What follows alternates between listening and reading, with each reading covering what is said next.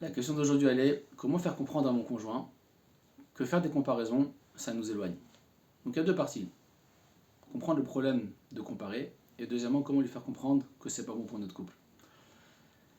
Déjà, il faut bien savoir que comparer à d'autres personnes, dire à son mari, regarde un tel, comme il est gentil avec sa femme, comme il est attentionné, comme il la surprend, ou bien dire à sa femme, regarde la voisine, comme elle est rassurante avec son mari, comme elle est comme ceci, comme cela. Toutes ces phrases-là, c'est un poison qu'on injecte à l'intérieur du couple et qui pourrit tout de l'intérieur. Pourquoi? Parce que la personne qui entend une phrase comme ça, elle se dit pas ah ben tiens, bonne idée, s'il y arrive, ben, je peux y arriver moi aussi. Non. Elle se dit, elle entend un message qui est t'es nul, tu sers à rien, t'es pas au niveau, je m'attendais à mieux de toi, je suis déçu. Et donc ça bloque l'envie d'avancer et ça tire juste les personnes vers le bas et donc le couple vers le bas.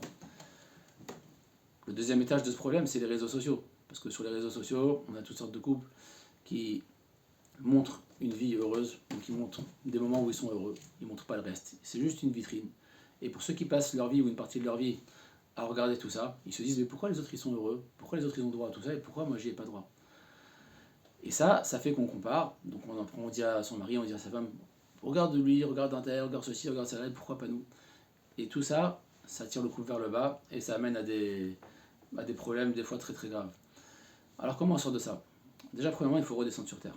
Il faut bien comprendre que chaque couple est unique. Il n'a pas à être comparé à d'autres couples, chaque couple a son potentiel, chaque couple a ses forces. Le but du jeu, c'est pas d'être comme les couples d'en face, mais c'est d'être mieux que ce qu'on était hier. Le but, c'est d'avancer, d'être nous-mêmes en avançant. Ça, c'est le but. Maintenant, comment faire comprendre ça à son conjoint? Ça revient un petit peu à la vidéo précédente sur les reproches. Il ne faut pas lui faire un reproche frontal, mais il faut lui dire, regarde, quand tu me dis des phrases comme ça, moi je me sens diminué. Je préfère que tu me dises ce que tu veux. Dis-moi ce que toi tu veux. Dis-moi ce que tu aimerais chez moi pour que je puisse faire des efforts, pour qu'ensemble on puisse faire des efforts pour avancer et pour se construire chaque jour encore plus. Toujours s'inclure dans le problème. Faire comme si que le problème, entre guillemets, comme si que le problème était chez moi. C'est moi qui ai besoin. J'ai besoin que tu sois comme ça avec moi. Toi, le fait que tu compares, je ne le remets pas en question. Il ne faut pas le remettre en question.